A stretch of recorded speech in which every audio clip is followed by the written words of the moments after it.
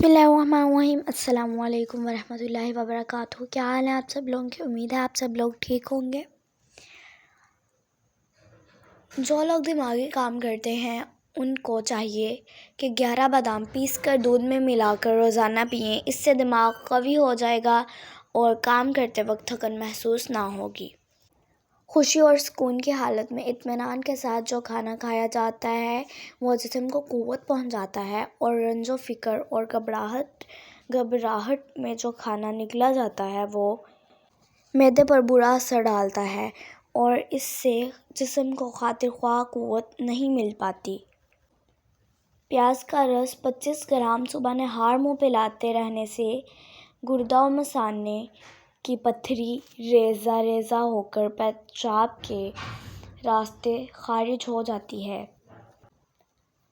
चेहरे पर रवां यानी बाल हो तो थोड़ा सा दही मलमल के कपड़े में बांध कर इसका पानी निकाल दें। इस दही को चेहरे पर लगाएं। कदरे खुश्क होने पर इसे हाथों से रगड़ लें। मुसलसल ये अमल करते रहने से चेहरे पर बालों की अफज़ाइश में कमी हो जाती है। बुखार के बाद या किसी मर्ज़ की वजह से बाल गिरते हों तो खोपरे के तेल का इस्तेमाल गिरते बालों को रोकने के लिए नहायत मौसर है। अगर आपको ये वीडियो पसंद आई है तो इस वीडियो को लाइक करें, शेयर करें। चैनल पे न्यू है तो चैनल को सब्सक्राइब करें।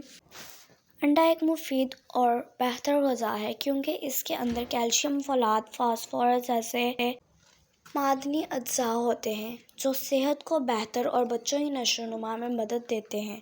बच्चों को हफ्ते में कम से कम 2 या 3 अंडे खुराक में देने चाहिए और देसी अंडा खाना चाहिए, ना कि फार्मी और गोल्डन मुर्गियों के।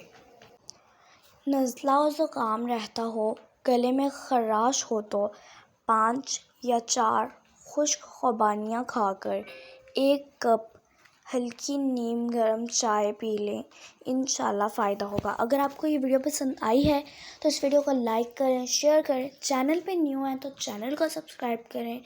मिलते हैं किसी नेक्स्ट वीडियो में, तब तक के लिए खुदा हाफिज़।